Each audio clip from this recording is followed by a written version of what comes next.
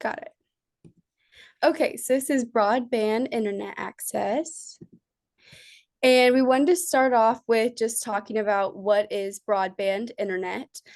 So according to Verizon, broadband is the transmission of wide bandwidth data over a high-speed internet connection. So essentially, broadband refers to internet access that is more high-speed and efficient than traditional connections.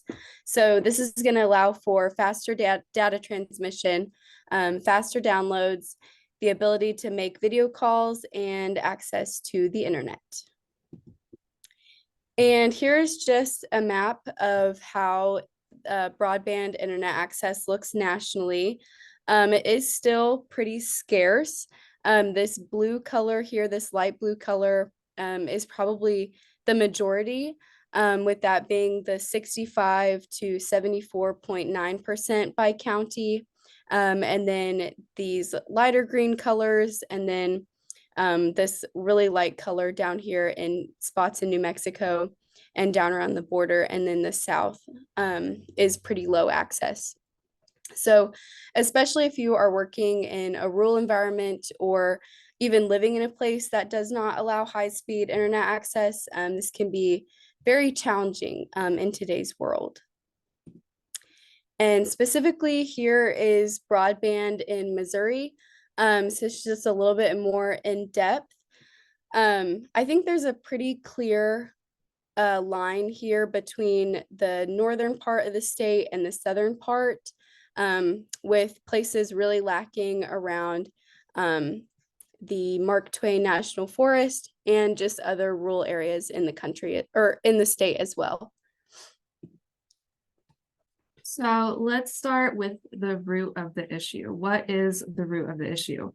Well, many other technologies have been unsuccessful with bringing high-speed internet to the rural communities, such as cable and dial-up. But installing fiber, which is one of the major infrastructures for high-speed internet connectivity, is more favored for faster internet access in rural America.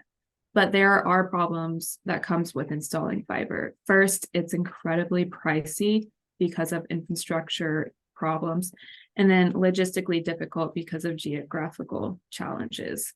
So it seems like the root of the issue is low government aid. Broadband experts say there is no way that rural areas will get access to high-speed, reliable internet service without the government help.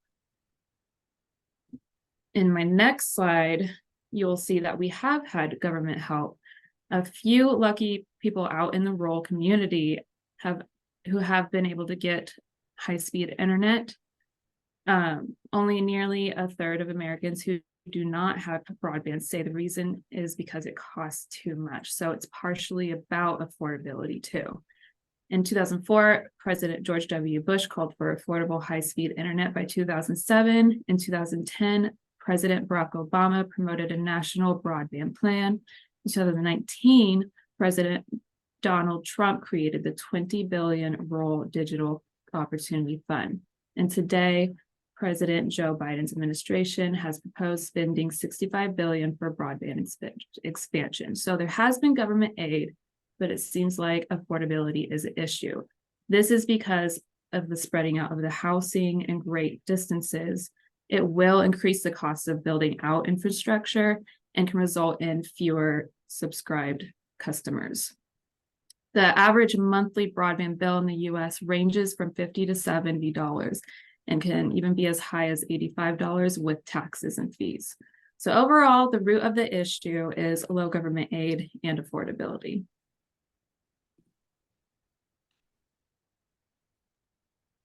Our main audience for broadband internet services, or lack of, is just the many people that are living in rural America who are deprived from the technological advances, either in their homes or businesses, that most of the world has access to due to lack of broadband internet access.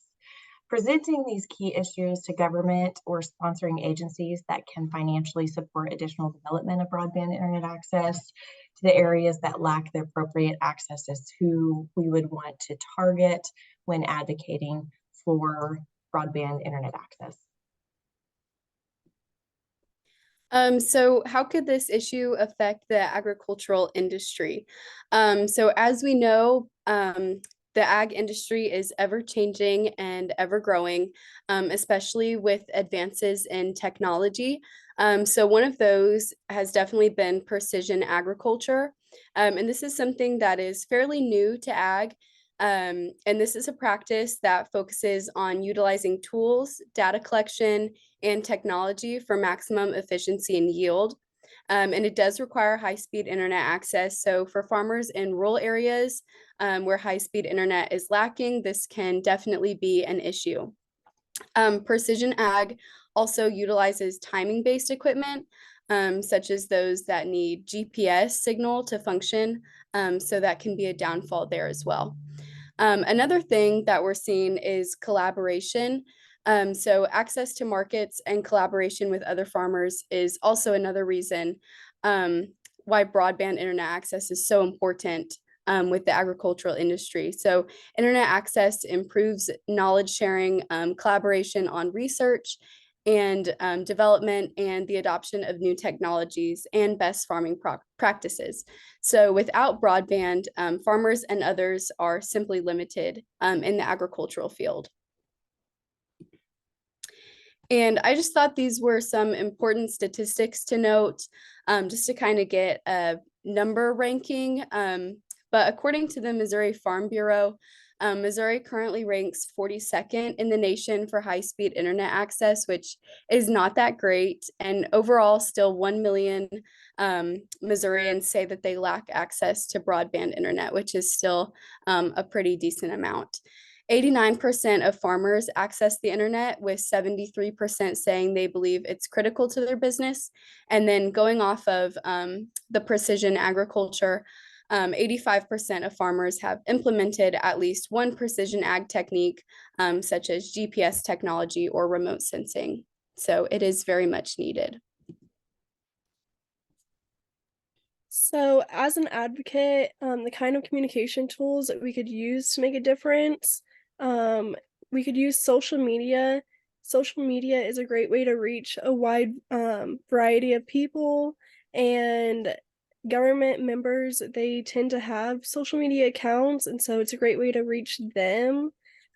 News sites, as long as the news site is like a reliable source, that could be a good communication tool, and that will tend to reach like the older crowd more. And then posters around like buildings, college campuses, businesses, or even telephone poles outside. That doesn't tend to reach as many people, but it can still reach some people. And then conferences, listening in on conferences and going to them will show government members that like more people care about the issue. So the communication tools you decide to use depends on who you're trying to reach. And so if you use more than one of the communication tools, then you'll tend to reach a bigger audience.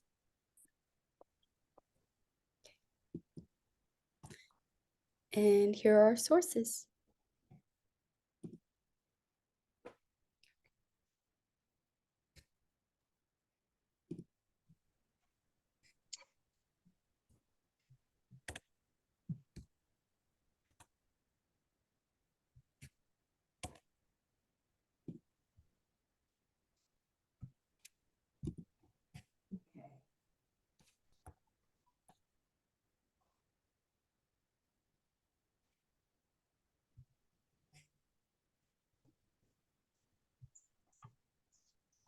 All right. So get me up on the screen somehow.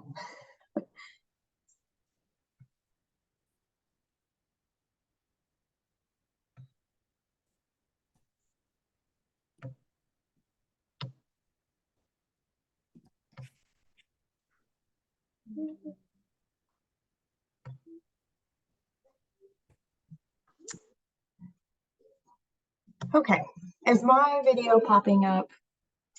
We're gonna have a little technical. Okay, perfect. As the main screen whenever I'm talking. I guess I'm just not seeing it. Okay, So I thought it'd be really, really cool to interview somebody that is in the ag industry, a professional that it really affects his daily job, having broadband internet access. So I'm going to introduce, this is Caleb Routon. He is a claim field adjuster for AgriSompo North America. He has been a claims crop insurance adjuster since 2012. His current employer, I just took this straight from their website, and this is what they say about themselves. As one of the leading writers of crop insurance, AgriSompo North America blends extensive industry experience with cutting-edge software development to provide powerful, proactive agricultural risk management for America's farmers and ranchers. They have a nationwide network of agents offering both traditional and innovative solutions, including multi-peril crop, hail, and livestock insurance. So, Caleb, what would a typical day look like for you in the office, and how does broadband internet access affect you to be able to do your job efficiently? So I have two different scenarios. One is in-field work and one is in-office work. And both of them are greatly affected by the internet. Okay. From when you started 10 years ago, how would you say that your job duties have evolved with technological advances? Well, 10 years ago, we were still doing it by hand, and emails were pretty fancy. But nowadays, everything that we do is online. In fact, our entire system works off of the internet. We can't do anything without it. Okay. So how much would you say of your job requires high-speed broadband internet access? I would say at least 70% of it. The field work, of course, is not using the internet, but anything where we're entering data or getting documents is all done through the internet. So easily 70 to 75%. Okay. And does your guys' operation system require you to have internet in order to function? Unfortunately, at the time, that is one of our biggest hindrances. Our system does require internet technology, and a lot of our work is done in rural areas, particularly Western Kansas is a complete dead zone, no internet. We have SIM cards that we use, but they work off of internet cell tower. Okay.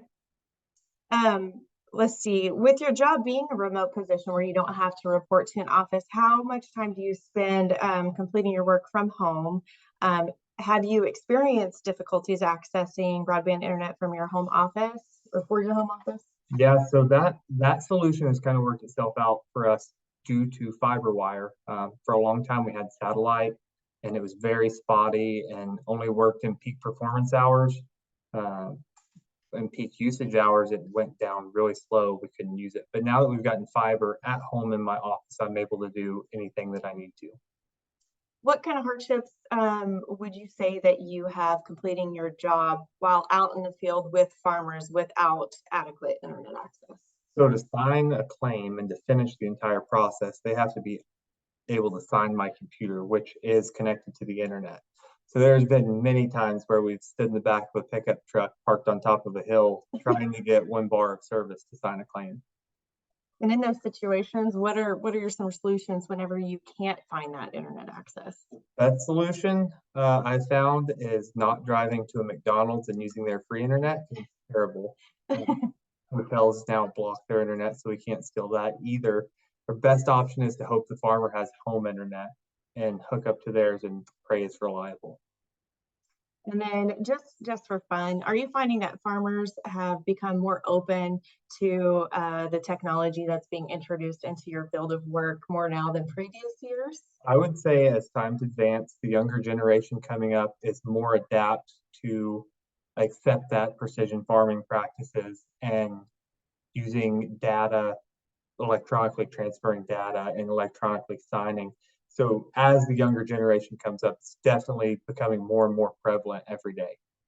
Awesome. Well, I think that's all the questions that I had prepared for you. I appreciate you taking the time and giving us a little insight to the professional agriculture side of what internet and how that affects your job every single day. So, all right. I think that wraps it up for us. And thank you very much.